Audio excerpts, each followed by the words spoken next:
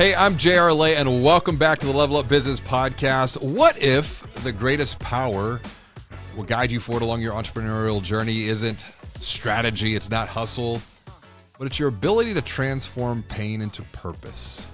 It's exactly the story of today's guest, Kim Snyder, founder and CEO of KlariVis. Kim's entrepreneurial journey began when she started building a thriving consulting practice after she closed a chapter following a very meaningful career in banking. From there, Kim overcame the challenges of starting up KlariVis right before the COVID pandemic, while also at the same time navigating the challenges and the impact of personal loss.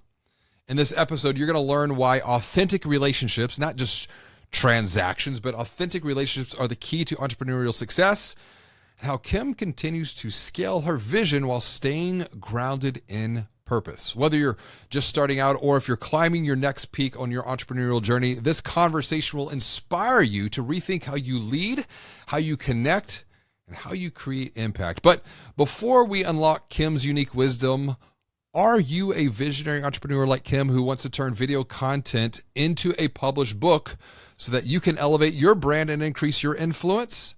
If you are, send me a text, 832-240-1922. That's because I want to teach you. I want to show you how you can transform your past experiences as an entrepreneur into IP that monetizes your unique wisdom. Now, let's get ready to learn. Let's get ready to grow. Let's get ready to level up together with Kim Snyder. And by the way, I love the guitar. She got. Thanks. So for my birthday, my husband and I went out to see Eric Church play at Red Rocks. Three nights back in July. And so, yeah, he had a couple of signed guitars. And so I don't play the guitar. I wish I did, but I don't. But anyway, it's a nice talking piece. Look at you. You've got, I love it. You must play. So this is a gift from Allison and Jeffrey. Oh, really? How cool. Jeffrey Kendall.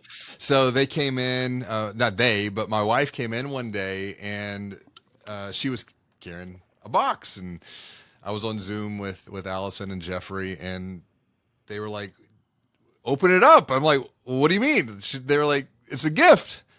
I don't receive gifts that well. Right. But it's the guitar. So whenever I started the business 23 years ago, I was in a punk rock band, and I sold my guitar. It was a red guitar. And so they gifted this, and it's right here. It's in the studio. That's awesome. I love it. And hey, we need to do a jam session. Well, I don't play. You don't want to jam with me. It's just for looks. Hey, it's never too late to learn. You're right. You're right. I will tell you that. And you think about like what you've been learning. I mean, you've been on this entrepreneurial path for a decade now. Mm-hmm. It's 10 years, and you know, people who watch and listen to this podcast, they're also on an entrepreneurial journey. Some just getting started, some even further along the path than myself. Right. Than you, but we all have wisdom to share. And so I want to start off context. Take us back. It's June 30th, 2015. What do you remember most about that day and then the days that followed? You know, I think walking out of the bank. So Gil Hunley, who's our chief operating and risk officer here at KlariVis, she and I were partners the whole time I was at the bank. We worked very closely together, and our offices were on the same floor with each other, and we packed our little boxes up, and we walked out the door, and we went to a local restaurant and sat down and had a drink, and was like, wow, it's over. Okay, now what? Right? So, yeah, I don't remember anything else about that day, but I remember that. I remember walking out to my car. And another guy, our chief credit officer, who was staying on with the bank, Eddie Martin, he walked out with us.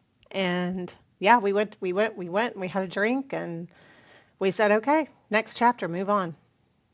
Well, you've shared that you felt a little heartbroken, Yeah. a little heavy. And I think it's because the work you were doing, you found meaning in that. Like, it was a meaningful work. It was. What made that work so meaningful back then? When I landed back in community banking with this bank, that was in 2005. And, I'd had a career where I started at KPMG and then, I went to a small private liberal arts college for a couple of years. Then I went to a startup company where I really kind of caught the entrepreneurial bug, if you will. Yeah. I landed in banking and it was almost immediate, like it felt like home. It felt like a family. We were 10 years old. The bank was 10 years old at that stage. And so it was still fairly small. Um, but it was an environment that was just new to me. I had not worked in an environment like that before. And I loved it. And then you fast forward and you figure out what your mission is and that you're working with small businesses and you're lending money to small businesses and you're helping the economy thrive and you're participating in the community events and all the things that go along with being part of a community bank. It just was I just fit. I don't know how else to describe it. I just fit, and I was challenged. Right? It was we Hmm. were a publicly traded bank, and so I had a lot to learn there in terms of SEC filings and all of that. So I was constantly challenged. I was able to build my team, and I made a mark on the bank. I feel like I really, made a mark while I was there. And so, yeah, it was a very meaningful 10 years. Well, and I think that's why I wanted to start off with context, because if I think about like what we're doing here at Level Up Business, it's helping entrepreneurs transform their past perspective, their lived, learned, their shared experience. One of the greatest assets that they have as an entrepreneur into new ideas, new insights, new IP, and you've done this yourself Yeah. because if you think about, like you said, I was in a startup. I kind of got bit by this entrepreneurial bug. Yeah. But a lot of entrepreneurs also, I'm finding patterns. They start often from a place of pain. And they might not even be Hmm. aware that there was pain to begin with in the first place, because it's so deep, it's so subconscious, but they're operating from a place of pain, but they're transforming that pain through their entrepreneurial journey into some sort of power. And it's often to help other people. Now, you talk about this date, this June 30th, 2015, y'all walked out, you closed the chapter, but you started writing a new chapter. What helped you begin to move from grief to growth? Well, we announced the merger back in November of 24. So the deal Hmm. wasn't consummated until June 30th, 25, but we worked on it, right? We started working on it in August. We announced it in November. So I had 6 months, 7 months. And I spent that 6 to 7 months really helping our employees, the ones that we knew were going to lose jobs, helping them find new jobs and Hmm. create LinkedIn profiles and build resumes because a lot of those employees who had worked for me, they hadn't been in the job market for 20 years. They had been at the bank from day one, and so that helped me really kind of work through the grief. And then by the time we walked out, by the time June 30th came, I was ready. Yeah.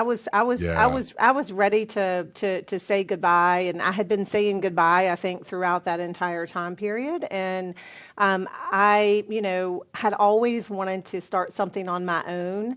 I didn't know quite what that was going to look like when I left the bank, but I had the time to figure that out, and that's when I started the consulting practice. Hmm. Really, and was very blessed, honestly, that I had relationships with people that I had met through my banking career that picked up the phone when they realized that I had decided to go out on my own and do something and said, "Hey, I've got somebody that needs some help. Can you help them do this? Hey, I've got somebody that needs some help. Can you help them do this?" And that's how I started to build my consulting practice, was really through word of mouth and people referring clients to me. So, Talk about that for a minute, mhm. because I think once again, you have people who are just getting started, or those that are further along, but they've reached a plateau and they want to get off that plateau and they want to start that next climb. What I'm observing is, even in this age of AI, it's really, I'm starting to see the pendulum start swinging back to connections, to conversations, the network, the inner circle.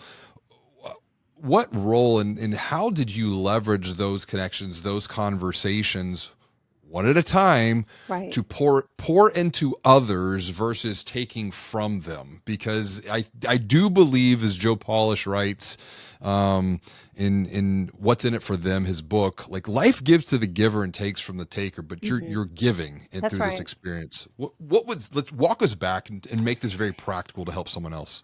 You know, it's interesting because I'd never considered myself much of a networker. Like I was a CPA, right? And So so, that's a belief. I think that's an important point. It's I like, how mean, much does your belief play into this? yeah, I mean, but I always believed in building relationships. So I see Mm, those two things as different. And yeah. so, I don't know. How so? How so? What's the difference between networking and relationship building? Because I think relationship building is sincere and authentic, and it is a give and take with both parties. Whereas I view networking more like you described it as, oh, I'm going in to network to see what I can get out of it. I see those two things totally. I see it. I don't consider myself a networker. I consider myself somebody who builds relationships.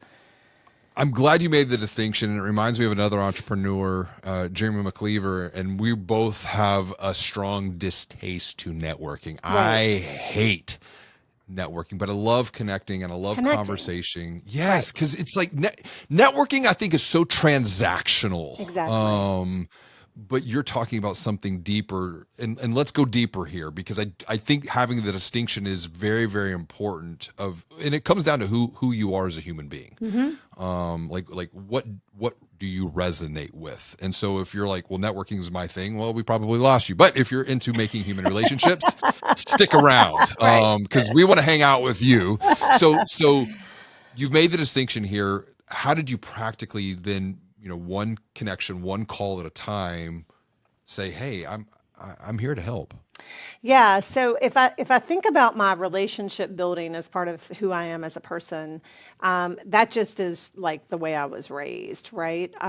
Like I want to get to know somebody, and even if we're doing a business transaction and maybe there's negotiation or disagreement or what have you, I always want to leave those conversations with both parties feeling like a one and knowing that we can go have a drink afterwards and be friends. Like I try to keep the emotion out of it, and sometimes that's not easy, right? Sometimes that's Right. not easy. But so through my career, right, the folks that started referring business to me from when I started the consulting practice, they were CPA firms that I had worked with. They were attorneys that I had worked with, investment bankers. So they were all people that I had worked with through my career at Valley Hmm. Bank that I had built a relationship with, not necessarily a personal relationship, but a professional, Sure. mutual respect relationship. And, when I decided to start my consulting practice, I called them and said, hey, this is what I've decided to do. And this is what I'm going to focus on. And then very quickly, my phone started ringing. So I wasn't like, honestly, I went to a conference or two and just, to stay, in the business and to stay relevant. But honestly, I wasn't like dialing for dollars. I wasn't picking up the phone saying, who can you help me, connect with or what have you. It was those individuals having clients who had a need that they thought I could help solve, and they would pick up the phone and say, hey, Kim, I have this client, they need help doing a capital validation exercise. Is that something you can help them with? Yeah, I can go do that. Hey, Kim, I have an I'm glad you accounting. were there to help them, because I have no idea how to do a capital validation You don't want exercise. to know. But it was things like that that really created really helped me create that company. And then I had one investment banking friend who actually said, hey, I've got a bank client who needs a CFO. Would you be willing to help them out? And I said, yeah, sure, I'll do that. And then I ended up with two more CFO jobs at the same time. And I'm like, okay, wait a minute, I can't do this. And so that's when I really started hiring. I went back to my team and I said, hey, I need some help with this consulting business. And I really think, out of everything that I've done, that was probably the craziest. That I went to these people who had worked with me at the bank and then who had all found other jobs. And I said, I Mm, need you to leave your full time job with the security that you have there. And I need you to come help me do this because right. I'm in a bind. I've taken on more work that I know what to do with. And they did. They did. They did. And so I think when I look back on my journey, that's probably going to be the thing I'm the most proud of, honestly, because we wouldn't be here. It takes a village, right? This is not just me. I didn't create this, right? This is a team thing. Yeah. And everybody says that, but I mean, it's really, really true here. Well, you launched KlariVis like right before the pandemic hits. Yeah. And I, golly, I mean, it's been 5 years as of Yes. recording, and I think about what we've experienced since then and how much I've observed the transformations of people. I mean, even think about like when you and I first met, my business model was very different than it is now. But Right. this idea for this business came July of 2021. I was in Strategic Coach, an entrepreneurial workshop, and the idea for Level Up Business literally just was downloaded for like infinite intelligence. Like just came into my head. I just didn't have the courage to take action with it until just 6-7 months ago. And I'm having more fun with this now than I've ever had before in 23 years of of my journey of entrepreneurship. But go back, like you launch right before the pandemic hits. What was that like? And the challenges, once again, it wasn't just you. You were working through this together with Yeah. others. Yeah, and I don't want your audience to think I'm a terrible person, but I think from my business perspective, honestly, I will look back and say COVID was a blessing for us. And that sounds a little bit strange, right? But we had during the whole year of 2019, we had 6 clients that we brought live. So we had 6 beta clients rolled up their sleeves, helped us build this thing that we were trying to Mhm. build, this product. Interesting And, point, real fast, just to pause on that. You were mhm. building alongside, you were building Yes. with them, Yes, we wouldn't together be with here. them. We wouldn't be here without them. Those 6 banks that said, yes, I'm interested in helping you do this, Hmm. we wouldn't, this company would not exist without that. So again, that's why it's not one person, right? It takes a lot of people. And the consulting business that I did prior to that set me up to do that because I built these longstanding relationships with these Sure. banks that they trusted me to take care of their data and to do those things. So fast forward in 2020, we did our national launch. We went to 3 major trade shows. We had our 6 clients that were active, and we had on March the 12th, we were flying home from the third national trade show, and I had 182 business cards. 182 banks that I had seen over the course of the past 3 months that said, "Call me. I'm interested in learning more." Okay, and and then the world changed on the very next day. Right, the world changed. You're pulling out your book. I am pulling out my book because you said March 12th. Okay, yeah. And I wrote about a date in here, and I don't remember what the date was. So that's why I'm going back. Continue, please, because Yes. this is a good story. Yes. So March 12th, March 11th, I fly home from Orlando. March the 12th, I go into the office, and then that was a Thursday, and then everybody we send everybody home on Friday. And by me, everybody, I think I had 20 employees at that time. Maybe not even 20. I don't even know how many I had. I probably should know that. Hmm. And so fast forward, we had to make some decisions at that point. My husband and I were pretty much funding the company ourselves, and we had to make some tough decisions when COVID just lasted and lasted and lasted, as to are we gonna double down? Are we gonna raise capital, or are we gonna fold? And had we not done that national launch, had I not had those 182 business cards of banks who said I'm interested, I don't know that we would have kept going because I wouldn't have Wow. seen the excitement, right? But I saw the potential of what it was that we were building. And then secondly, had we onboarded 20 of those clients that year, it would have killed us. Crush you. We thought we were ready, Right. and we were not. And so it gave us time to get ready. It gave us time. I had to go raise money. I had to go do other things to keep the business alive, but I had excitement. I knew I had a product that people wanted, and now I just had to go make it real and make it happen. So, and I had 6 clients I had to take care of. So that idea of make it real, it reminds me of something here, Strategic Coach, March 11th. Literally, this March is chapter 11th. yeah, this is chapter 1 from Banking on Change. The date was March 11th, 2020, and I was headed to Toronto for a quarterly business trip, staying at the Fairmont Hotel across the street from Union Station. But on my flight in from Houston, I saw the WHO just officially declared COVID a pandemic. And it made me think about a recent family trip. Not even a month earlier, my wife and I had just surprised our 4 kids with a Disneyland vacation. We picked them up from school on Valentine's Day, and at the time, COVID was just starting to surface on the West Coast, and we briefly pondered about delaying our trip. So I'm when you said the 12th, I'm Yeah. like, wait a minute. So you were coming back from Orlando. I'm flying out to Toronto for this entrepreneurial group, which gets back to the point of where you're talking about making it real, making it. And in Strategic Coach, one of the things that Dan talks about is like the visionary entrepreneur. The role is to make it up, then have the integrator work to make it real, and then have the team work to make it repeat and make it even better. Right. So I'm just connecting all of these different dots here. And so you got through that experience there. But then in your recently sent LinkedIn post too, you also, you had some other challenges. You had some, like, a real personal loss, and another period of grief. And if I think about the entrepreneurial journey, it's like life continues to happen. Does. Whether it's the COVID experience, or in your case, someone so dear to you, and how, and I'm if you don't want to go there, tell me. But You because will get I me emotional, just so you know. but here's the thing, like that emotion, that to me, it's been 1 year since my father-in-law passed. Okay. And he's a big reason why I'm even launched this business, because he came here in the 50s and lived the American dream. Launched a business, didn't know anything, didn't know anyone. He was an immigrant. He just had a vision, like you. You had a vision. You had those 183 some odd business cards. That was your vision of what was possible. And he believed in himself so much. And then that spread to other people around him. Like he transferred that energy, that belief. So the idea of loss and grief, like, it was just 1 year ago this past Monday. So I mean, I'm so sorry. still relatively fresh. Same with you. I know you lost someone very close to you, but Yeah.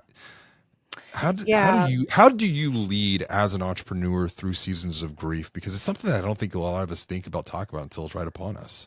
Yeah, it was not easy. So, I don't even know if I can talk about this. I will try though.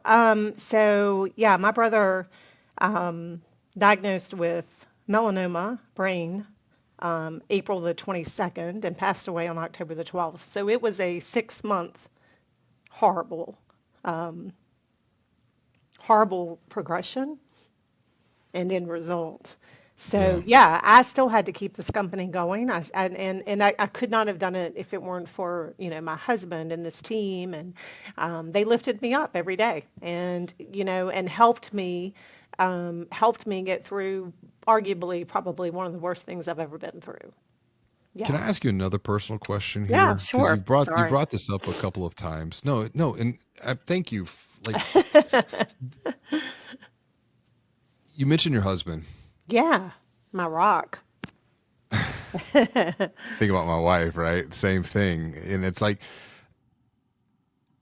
how are y'all doing this together? Like, because that's another observation I'm noticing in, like, I'm, and my wife, she is an entrepreneur. Mhm.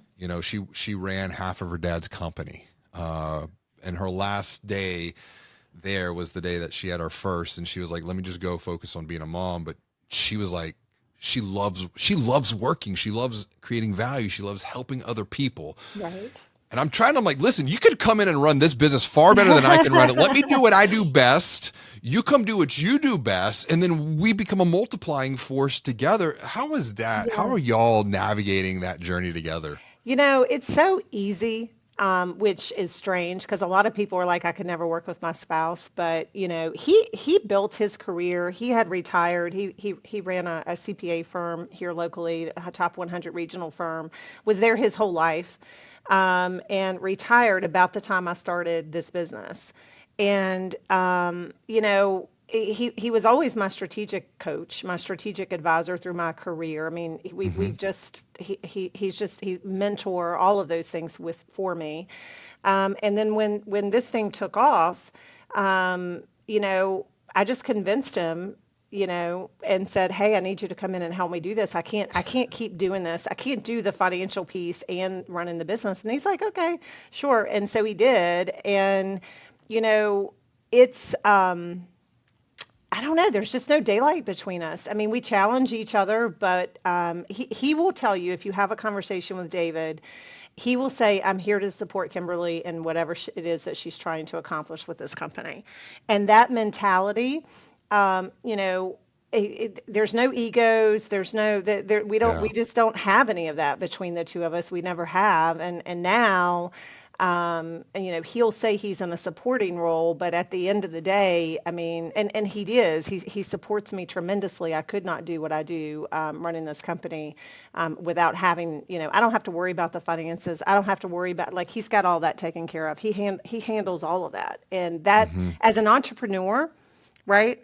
I was spending a lot of my time on that stuff as I was trying to build this business before I brought him into the company and said, "I need you to take this on and do it for me," because that if the numbers aren't right, right? If you don't know how you make money, you don't know where your costs are, you don't how do you run a business? And so it's Hmm. just such a critical position to have, and the fact that I have him doing that, and really helping me along the way is, again, I wouldn't be here without it.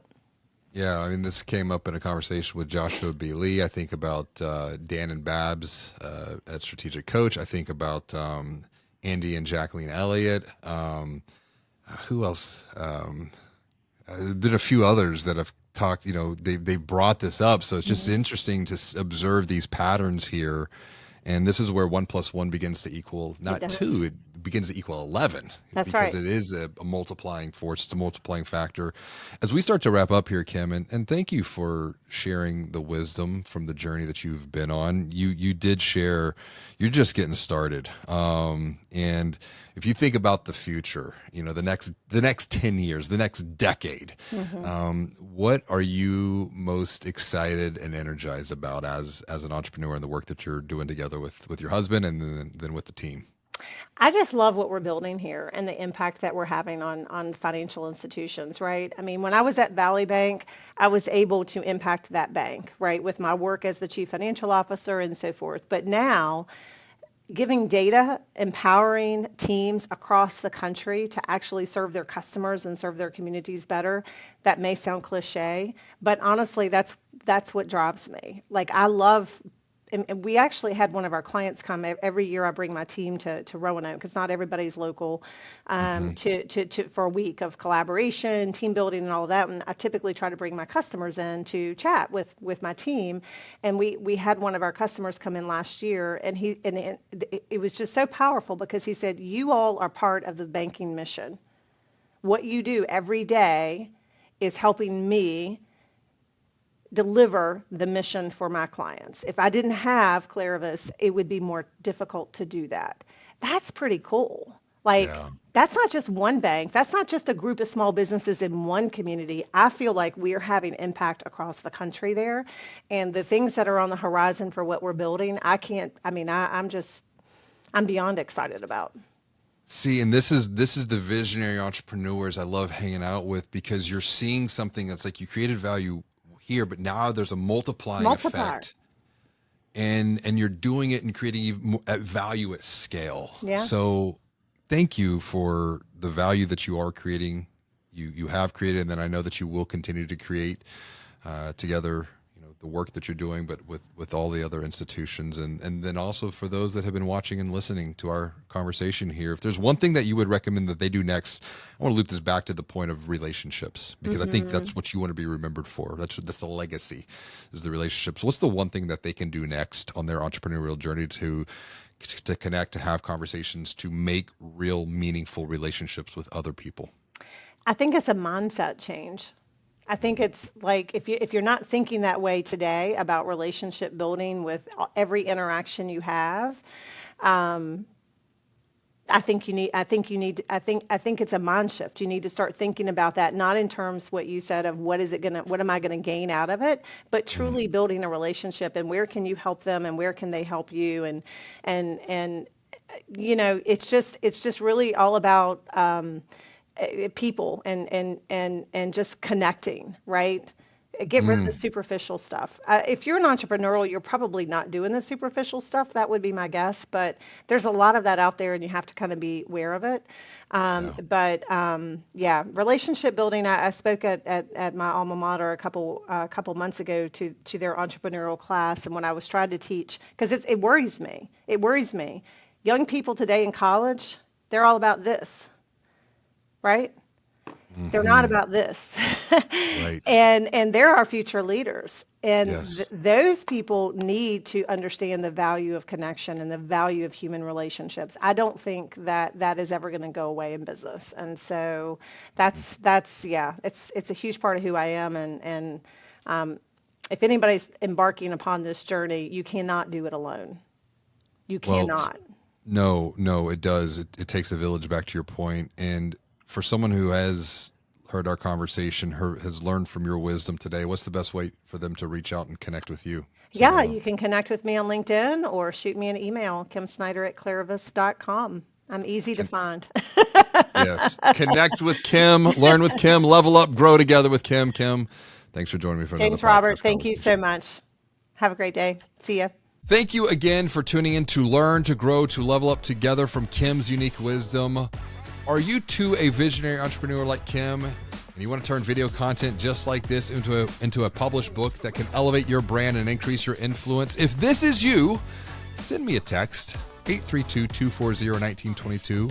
It's because I want to teach you. I want to show you how you can transform your past experiences as an entrepreneur, one of your most valuable assets, into IP that monetizes your unique wisdom.